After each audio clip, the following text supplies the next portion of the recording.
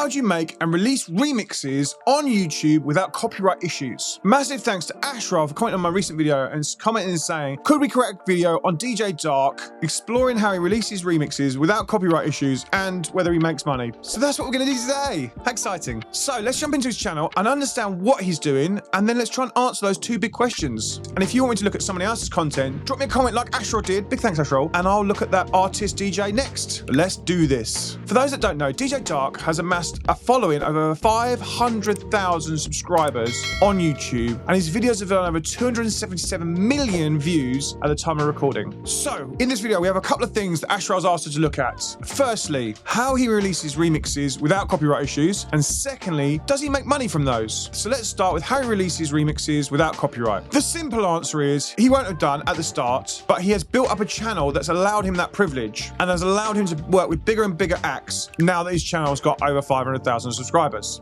And the more subscribers will have given him more opportunities and less takedowns. If we go to his videos tab and flip to his oldest videos, you'll see he started with much smaller artists, and the fact that he's been doing this now for 9 years, he started with loads of smaller acts and also building up mixes. By doing this, it's built up his channel, and the record labels will know his channel and his reach, so that when he drops a Dua Lipa edit the week after she's released the official release, they will consider it as promotion for the official release, even if it's an unofficial edit, because of the reach of his channel. The reach of this channel will drive attention for the official release and not hinder it. And as a guest, the label will claim in the monetization for his video, and he'll be monetizing elsewhere. And they also won't be completely blocking it. One thing you can do when it comes to remixing and to get your remix through the Content ID systems is have it resung and have the vocal resung. There are so many great vocalists right now that can re-sing vocals and even sound like the original artist, so that it becomes essentially a cover. You could also pitch vocals up and down so that they don't sound like the original vocalist as well. There are so many levels of detection now,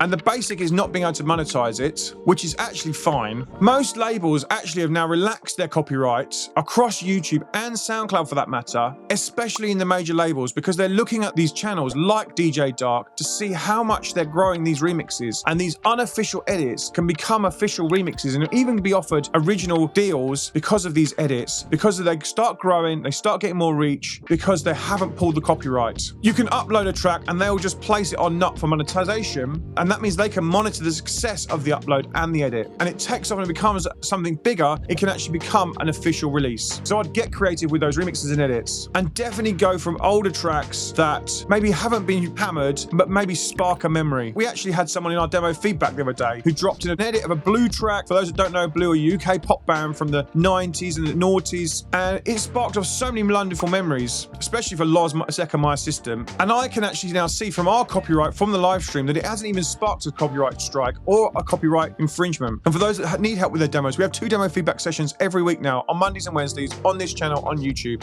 So make sure you subscribe to the channel so you don't miss them, and jump into my Discord and become a Discord Shedhead member. And then you can submit tracks for our demo feedback sessions. So how are those edits building DJ Dark a following? And how is he growing his channel off of them? Well, firstly and foremostly, the interactions on YouTube. He's getting comments, likes, and shares because people are into the music. And then that's telling YouTube to show it to more people. And the algorithm is doing a lot of the work for him now. But secondly, he's using a hyped it download gate to build his subscriber following. Essentially, he's giving away the track for free, and on his download gate, he's asking people to subscribe to his channel for the track. And if you don't know what hyped it download gates are, go and check out this video I did last week. It explains how to set up a download gate, what hyped it download gates are, and how to use them. He's actually using 2 download gates, one for his YouTube channel and one for the SoundCloud upload, with 2 different strategies. Subscribe on YouTube. On SoundCloud, he's looking for SoundCloud reposts, engagement, and also emails. So he's building a following across 2 channels with 1 edit. Clever. His website then also shows both of the edits and both the versions, and also has a prominent subscribe to my channel, which again is then driving people to subscribe to his channel. The second part of the question, does he make money? And again, the simple answer is, with a channel that's 500,000 subscribers, the answer is yes. But it's not necessarily in the AdSense from YouTube. He's monetizing across a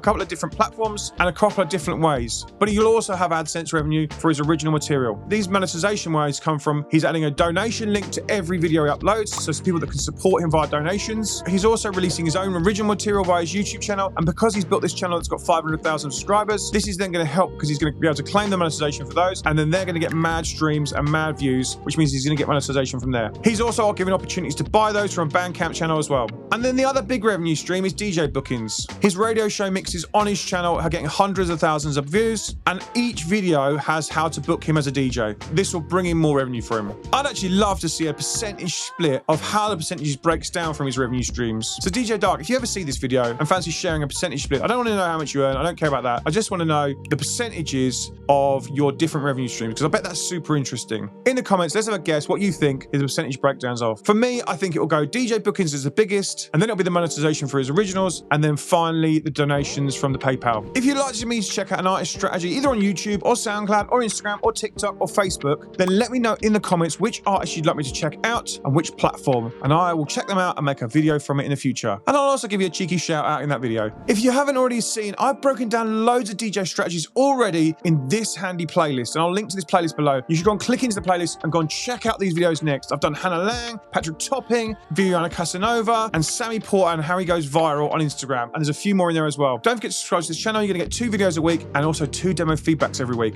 Go and click into this playlist and go and check out some more videos from me and help continue your learning, and I'll see you in them. I've been Grahame Farmer. See you soon. Bye-bye.